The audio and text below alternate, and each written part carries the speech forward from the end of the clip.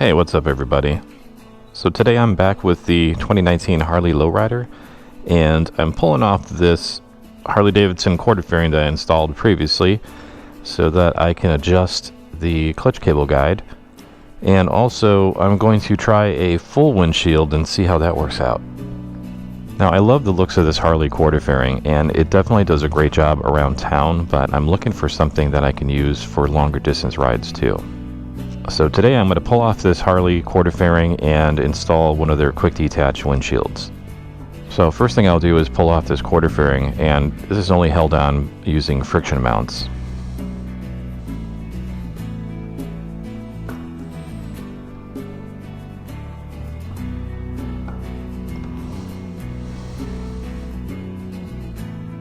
These little tabs go into the rubber grommets here and hold it on. So a big concern of mine is that somebody would just walk off with my fairing.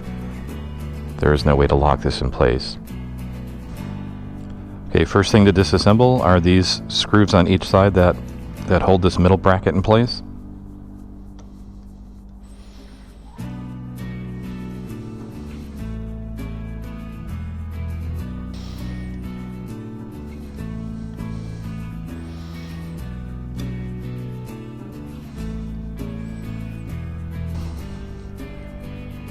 Okay, next up are the side brackets here, and these are T27.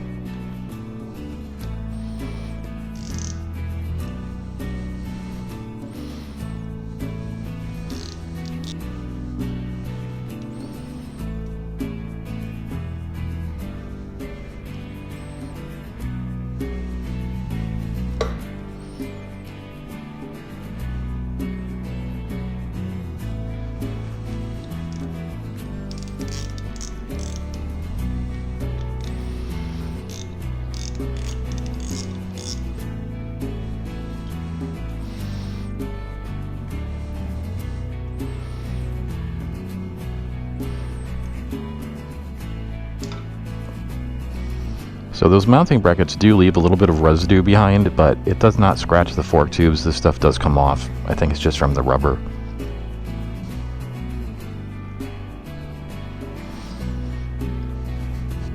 So I just reinstalled the stock clutch cable retention bracket because the one that comes with the Harley quarter fairing is much longer and it has a notch cut out.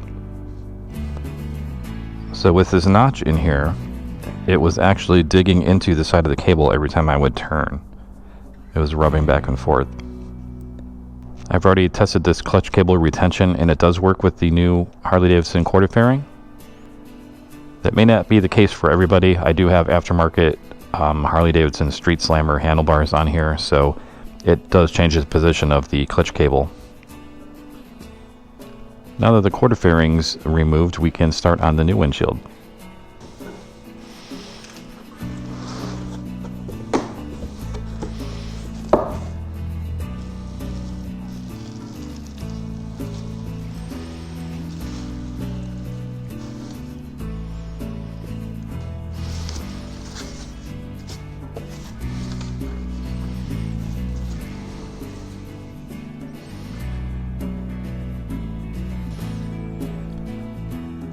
So the windshield comes pretty much fully assembled. The only thing you have to do is attach the quick release brackets on here.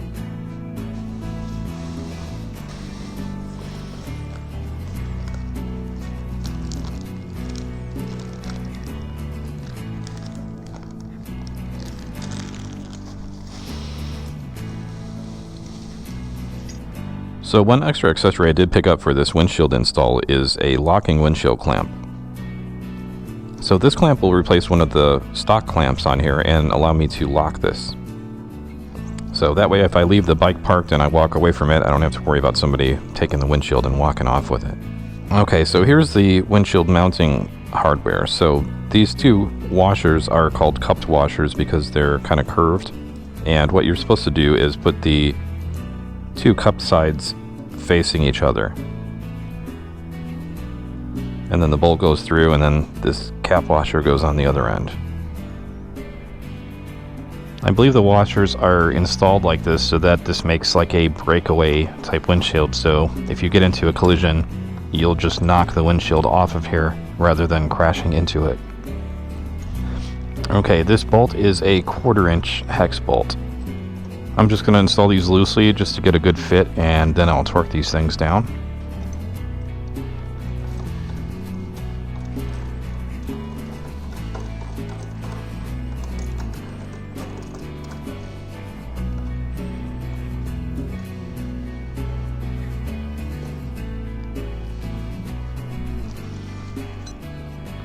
Okay, now that the brackets are loosely installed, I'm going to do a test fit on here, get everything lined up, and then torque these bolts down.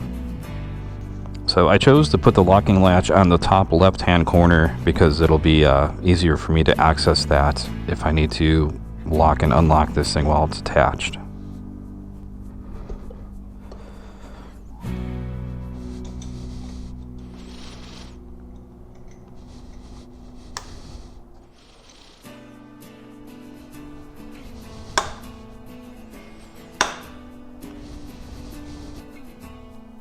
Being that these were loose on the windshield, I was able to twist these and get them kind of lined up here.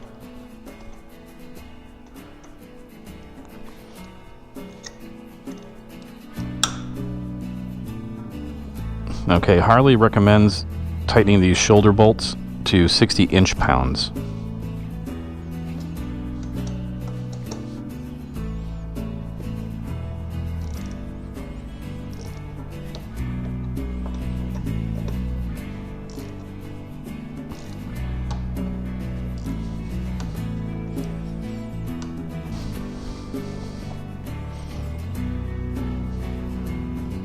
And finally, one last thing to do before you go and take this out on the street and actually ride with it, make sure your clutch cable does not bind up on anything or hit the windshield.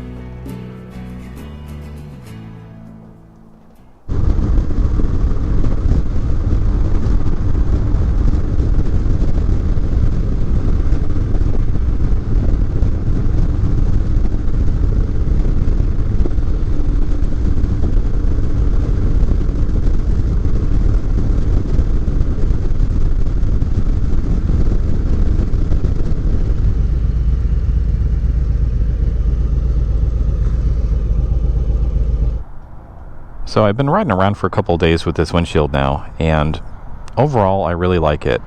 Do I like it better than the quarter fairing that I had installed on here?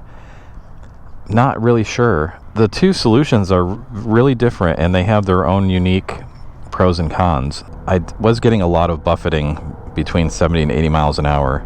I didn't test it any faster than that, so I'm not sure if that stops at a certain speed. So in my particular case, I'm getting a lot of air from underneath. When I put my hand out by the tank, some of that buffeting would stop. I think my next step is going to be to try to block some of the updraft that I'm getting from the lower end of the bike here.